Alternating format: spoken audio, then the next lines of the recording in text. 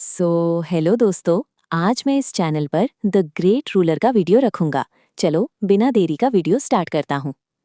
मू चैन को divine would guard का इतना भयानक पंच लगता है कि वो पत्थर की तरह हवा में उड़कर जमीन पर जा गिरता है। सिर्फ एक टक्कर से जमीन फट जाती है और उसके पीछे 100 मीटर से भी लंबी खाई बन जाती है। उसके मुंह से खून निकलने लगता है।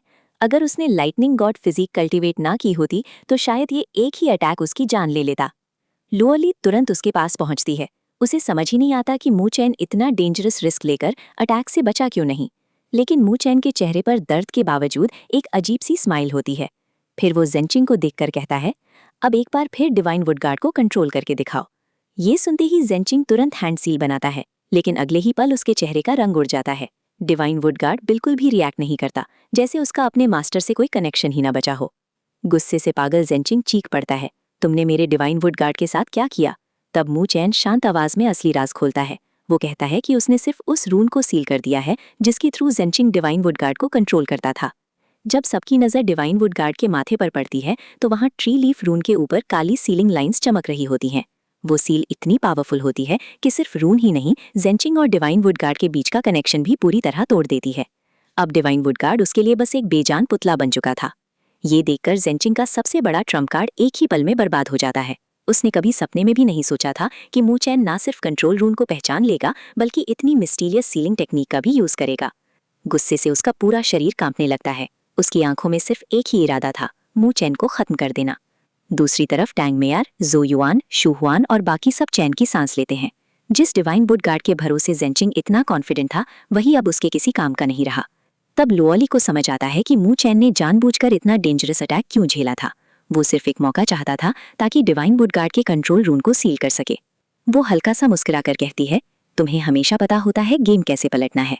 मू चैन मुस्कुराते हुए उसका हाथ पकड़ लेता है, लेकिन उसका चेहरा अब भी सफेद पड़ चुका था।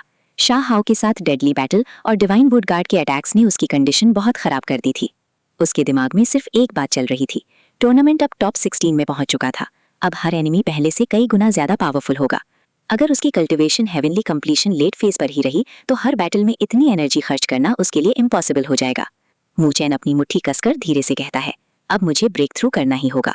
ये सिर्फ शू हुआन या जाओ किंगशान की जरूरत नहीं थी, अब मू चैन को भी अपनी स्ट्रेंथ को नेक्स्ट लेवल पर ले जाना ही पड़ेगा, वरना फाइनल्स तक पहुंचने का सपना सिर्फ सपना बनकर रह जाएगा।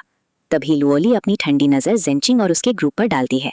उसकी आंखों में जबरदस्त किलिंग इंटेंट चमक उठता है। वो धीरे से कहती है, अगली बैटल में तुम हिस्सा मत लेना, इन सबसे मैं अकेली निपट लूंगी। ये सुनकर मू चैन भी हैरान रह जाता है। सामने सिर्फ जेंचिंग ही नहीं, उसके ग्रुप के कई ह्यूमन बॉडी डिजास्टर एक्सपर्ट्स भी खड़े थे। फिर भी लुओली उन सबका सामना अकेले करना चाहती थी। मू चैन बस हल्का सा मुस्कुराकर कहता है, हम साथ लड़ेंगे, क्योंकि तुम्हें जरा सी भी चोट लगेगी तो सबसे ज्यादा दर्द मुझे होगा। लुओली हल्की सी मुस्कुराकर धीरे से कहती है, मैं तुमसे बहुत ज्यादा प्यार करती हूँ। ये शब्द सुनकर खुद मूचन भी एक पल के लिए चुप हो जाता है, क्योंकि इतनी शर्मीली और शांत लुओली के मुंह से ऐसे लफ्ज बहुत कम निकलते थे। फिर वो प्यार से मूचन के गाल को छूते हुए कहती है, हर बार ट्रबल तुम ही क्रिएट करते हो, अब ये तुम्हारी पनिशमेंट है। आज तुम सिर्फ देखोगे और मैं तुम्हारी प्रोटेक्शन करूंगी। मूचन उसकी आंखों में दिख रहे कॉन्फिडेंस को देखकर बस हल्का सा मुस्कुरा देता है। वो जानता था कि जब लुओली इस तरह डिसीजन ले लेती है तब उसे रोकना ऑलमोस्ट इम्पॉसिबल होता है। बस एक बात कहता है, ध्यान रखना। लुओली सिर हिलाकर जवाब देती है, रिलैक्स, मैं बहुत जल्दी वापस आऊंगी। इतना कहकर वो धीरे से खड़ी होती है और अपनी लुओ गॉड स्वॉर्ड को मजबूती से पकड़ लेती है। जो चेहरा कुछ पल पहले प्यार से भरा हुआ था, अब वही चेहरा बर्फ की तरह ठंडा और रॉयल ऑरा से भर चुका था। दूर खड़ा जेंचिंग उसकी तरफ देखकर ठंडी हंसी हंस पड़ता है, तुम अकेली हम सबसे लड़ोगी। लेकिन लुओली उसकी तरफ देखना भी जरूरी नहीं समझती। वो बस अपनी लुओ गॉड स्वॉर्ड को धीरे धीरे आसमान की तरफ उठाती है। अगले ही पल स्वॉर्ड जोर से वाइब्रेट करने लगती है। उसमें से निकलने वाला स्वॉर्ड इंटेंट इतना टेरिफाइंग था कि ऐसा लग रहा था जैसे स्काई और अर्थ दोनों को एक ही स्लैश में चीर देगा।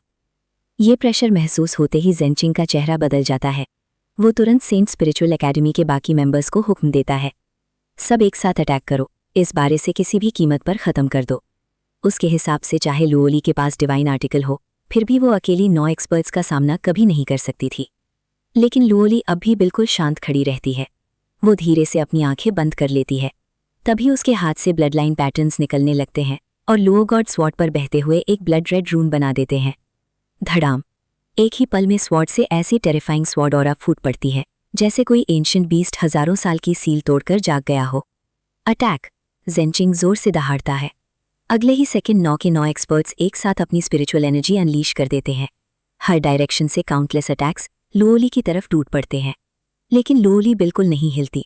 उसके चारों तरफ घूमती स्वॉर्ड ऑरा एक वायलेंट स्टॉर्म बन जाती है, और जो भी अटैक उस स्टॉर्म को छूता है वो उसी पल टुकड़ों में बिखर जाता है। ब्लड रेड रून और भी ज्यादा चमकने लगता है। इतनी पावरफुल टेक्निक यूज करने की वजह से लुओली का चेहरा हल्का सा सफेद पड़ जाता है। फिर वो धीरे से अपनी आंखें खोलती है। उसकी आंखों में अब सिर्फ एक ही चीज थी, एब्सोल्यूट किलिंग इंटेंट। सिर्फ एक स्वॉर्ड स्लैश के साथ ड्रैगन की तरह स्वॉर्ड ऑरा आसमान में फूट पड़ती है। काउंटलेस स्वॉर्ड लाइट्स एक दूसरे से जुड़कर लगभग 100 मीटर बड़ा एक डिवाइन स्वॉर्ड लोटस क्रिएट कर देती हैं। ये स्वॉर्ड लोटस देखने में जितना खूबसूरत था उतना ही खतरनाक भी। उसके अंदर छुपी पावर अपने रास्ते में आने वाली हर चीज को मिटा देने के लिए काफी थी। जैसे ही डिवाइन स्वॉर्ड लोटस हवा में उठता है, पूरा हॉल काजलिंग लाइट से भर जाता है, और उस रोशनी के बीच लुओली की शांत लेकिन रॉयल आवाज पूरे बैटलफील्ड में गूंज उठती है। Bright sword heart, Luo God sword lotus. इस पल लो ली के सामने एक चमकता हुआ स्वॉर्ड लोटस हवा में उठ गया। उसकी रोशनी पूरे हॉल को जगमगा रही थी, लेकिन उस रोशनी में जरा भी गर्माहट नहीं थी। हर तरफ सिर्फ एक ही चीज महसूस हो रही थी, एक ऐसा टेरिफाइंग स्वॉर्ड इंटेंट जो आसमान और जमीन दोनों को 2 टुकड़ों में बांट सकता था। इतना खतरनाक प्रेशर देखकर मू चेन तक के चेहरे का रंग बदल गया, जबकि ज़ेन किंग और उसकी पूरी टीम को पहली बार अपनी मौत सामने नजर आने लगी। लो ली ने उन्हें संभालने का 1 सेकंड भी नहीं दिया। उसने बस अपनी उंगली हल्की सी आगे बढ़ाई और स्वॉर्ड लोटस धीरे धीरे खिलने लगा। अगले ही पल उसकी 10 लोटस पेटल्स डिवाइन स्वॉर्ड्स की तरह हवा को चीरती हुई सीधा ज़ेन किंग और उसकी टीम की तरफ निकल पड़ी। जहां से वो गुजरी वहां स्पेस पर कट होने लगा और जमीन पर गहरी स्वॉर्ड मार्क्स बन गए। ये देखते ही ज़ेन किंग गरज उठा, अपनी पूरी पावर लगा दो। अगला ही पल पूरी बैटलफील्ड स्पिरिचुअल एनर्जी से भर गई। हर कैरेक्टर ने अपनी स्ट्रॉन्गेस्ट टेक्निक एक्टिवेट कर दी। किसी ने वुडन डिवाइन स्पीयर निकाला, किसी ने होली लाइट फिस्ट चलाई, जबकि ज़ेन किंग ने अपनी Trump card heavenly pine divine palm release कर दी। एक जाइंट ग्रीन पाम आसमान में उभर आया जो देखने में ही टेरिफाइंग लग रहा था। सबको लगा अब एक मैसिव एक्सप्लोजन होगा, लेकिन जो हुआ उसने सबको हिला दिया। लो ली की स्वॉर्ड लोटस पेटल्स ने सामने आ रहे हर अटैक को बटर की तरह कट कर दिया। ना कोई रेजिस्टेंस, ना कोई स्ट्रगल। चाहे कितनी भी पावरफुल टेक्निक हो, स्वॉर्ड इंटेंट के सामने सब बेकार साबित हो गया। दोनों टीम्स के कैरेक्टर्स की आंखों में सिर्फ शॉक और फियर बचा था। इससे पहले कि कोई कुछ समझ पाता, लोटस पेटल्स उनके बिल्कुल पास पहुंच चुकी थीं। अगले ही सेकंड खून की बौछार छूट गई। ज़ेन किंग को छोड़कर बाकी 9 लोगों के हाथ एक ही पल में उनके शरीर से अलग हो गए। उनकी दर्द भरी चीखों से पूरा हॉल गूंज उठा। उनकी स्पिरिचुअल एनर्जी भी धीरे धीरे बिखरने लगी, क्योंकि स्वॉर्ड इंटेंट उनके बॉडीज के अंदर घुस चुका था और उसे रोकना नामुमकिन था। लेकिन ज़ेन किंग फिर भी किसी तरह एक लोटस पेटल को रोकने में सक्सेसफुल हो गया। हाँ, उसने अटैक को पूरी तरह नहीं रोका, लेकिन अपनी सारी पावर लगाकर उसकी स्पीड जरूर कम कर दी। इस एक मूव की वजह से उसके माथे से पसीना बहने लगा और उसकी स्पिरिचुअल एनर्जी भी अनस्टेबल होने लगी। सिर्फ एक लोटस पेटल ने ही उसकी इतनी बुरी हालत कर दी थी। इसी पल सबको समझ आ गया कि लो ली की असली स्ट्रेंथ कितनी टेरिफाइंग है, और अगर ये अटैक पूरी तरह लैंड कर जाता तो ज़ेन किंग का बचना भी ऑलमोस्ट इम्पॉसिबल था। ज़ेन किंग ने दांत भींच लिए। अपनी टीम की दर्द भरी चीखें सुनते ही उसके अंदर तक डर बैठ गया। उसने कभी इमेजिन भी नहीं किया था कि लुओली का स्वॉर्ड टेक्निक इतना टेरिफाइंग निकलेगा। ये अटैक मू चेन के शाह वाले फिनिशिंग मूव से बिल्कुल कम नहीं था। फर्क सिर्फ इतना था कि मू चेन एक टारगेट को खत्म करता था, जबकि लुओली एक साथ पूरी बैटलफील्ड साफ कर सकती थी। लुओली ने ठंडी नज़र से ज़ेन किंग को देखा और शांत आवाज में बोली, सच में तुम स्पिरिचुअल एनर्जी डिजास्टर क्रॉस करने के लायक हो। इतना कहकर उसने अपनी लुओ गॉड स्वॉर्ड को हल्का सा हिलाया। अगले ही पल जो स्वॉर्ड लोटस पेटल्स बाकी सबको क्रिपल कर चुकी थी, वो वापस मुड़ गईं और बिजली की स्पीड से सीधा ज़ेन किंग की तरफ टूट पड़ी। ये देखते ही ज़ेन किंग के होश उड़ गए। एक लोटस पेटल को रोकना ही उसके लिए इम्पॉसिबल जैसा था, और अब एक साथ 9 पेटल्स उसकी तरफ आ रही थी।